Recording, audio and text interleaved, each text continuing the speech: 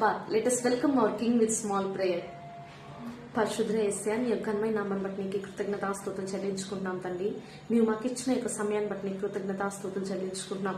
నిన్ను ఆరాధించడానికి, నీ యొక్క మాటలు వినడానికి తండ్రి ప్రభా యేసయ్యా, అతి శ్రేష్టమైన సమయాన్ని మీరు మాకు ఇచ్చావు. ఈ యొక్క షబ్బాత్ దినాన్ని తండ్రి ప్రభా యేసయ్యా, నీవు తండ్రి మమ్మల్ని ఎంతగానో సరిచేస్తూ తండ్రి ఇంకా నువ్వు మరింత దగ్గరగా నీకు చేసుకుంటున్న విధానాన్ని బట్టి నీకే కృతజ్ఞతాస్తుతులు చెల్లించుకుంటూ యేసయ్య పరిశుద్ధమైన నామములో సమస్తం పొంది అనుభవిస్తున్నాం మా ప్రియ పరలోకపు తండ్రి.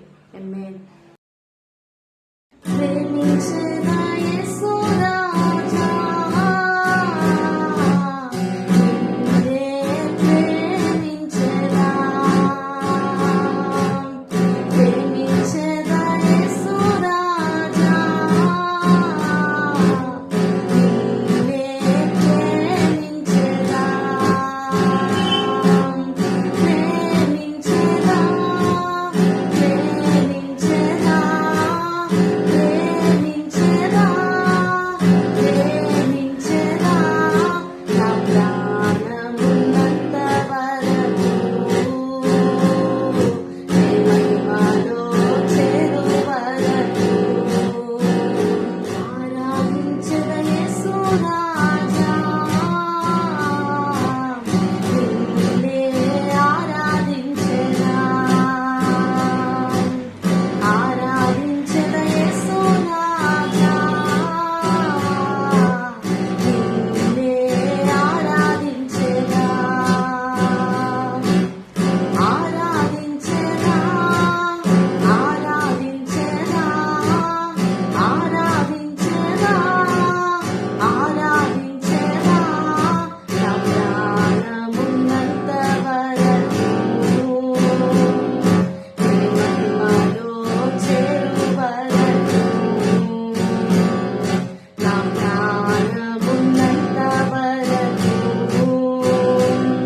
నీ మహిమలో చేరు వరకు ప్రార్థించదా యేసు రాజా, నిన్నే ప్రార్థించదా,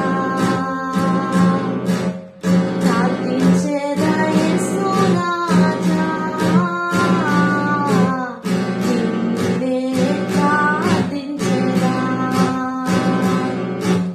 ప్రార్థించదా, ప్రార్థించదా, ప్రార్థించదా, ప్రార్థించదా, నా ప్రాణమున్నంత వరకు నీ మహిమలో చేరు వరకు, నా ప్రాణమున్నంత వరకు నీ మహిమలో చేరు వరకు. Praise the Lord. యేసుక్రీస్తు పేరిట మీ అందరికీ నా వందనాలు. ఈ రోజు దేవుడు మనతో ఏం మాట్లాడుతున్నాడంటే నిర్గమకాండము 15వ అధ్యాయం 26వ వచనం. నిన్ను స్వస్థపరచు యెహోవా నేనే.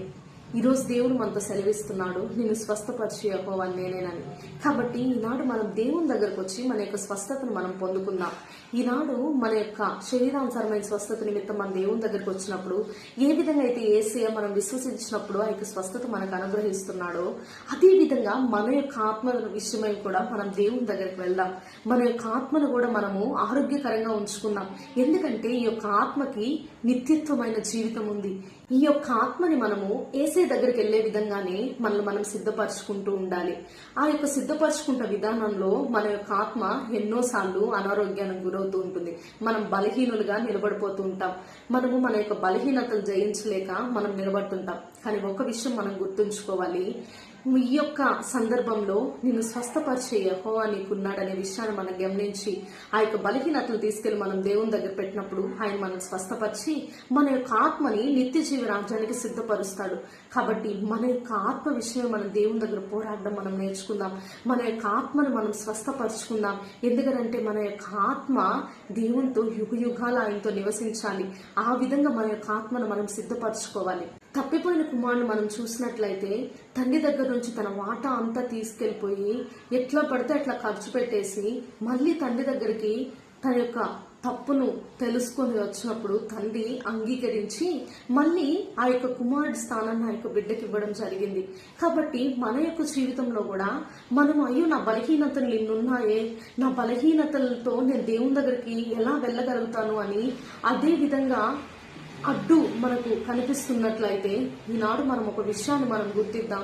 మన బలహీనతలు ఎన్నున్నా మనము దేవుని దగ్గరికి మనం వచ్చినప్పుడు దేవుడు మనల్ని అంగీకరించి ఆయన యొక్క బిడ్డలుగా మనం చేర్చుకోవడానికి ఇష్టపడుతున్నాడు. కాబట్టి నీవు పోరాడిన సమయం చాలు, నిన్ను స్వస్థపరిచే యెహోవాను నేనేనని దేవుడు సెలవిస్తూ ఉండగా నీ యొక్క ఆత్మకు ఆయన దగ్గర నుంచి స్వస్థత తీసుకో, నీ యొక్క బలహీనతలన్నిటిని జయించు, ఆయన నిన్ను పూర్ణ స్వస్థత గలవానిగా చేస్తాడు. కాబట్టి దేవుడు నిన్ను స్వస్థపరిచే యెహోవా నేనే అనే వాగ్దానాన్ని సంపూర్తిగా నీ యొక్క ఆత్మ పట్ల ఆయన జరిగించి ఆయన నామాన్ని మహింపరచుకొనుగాక.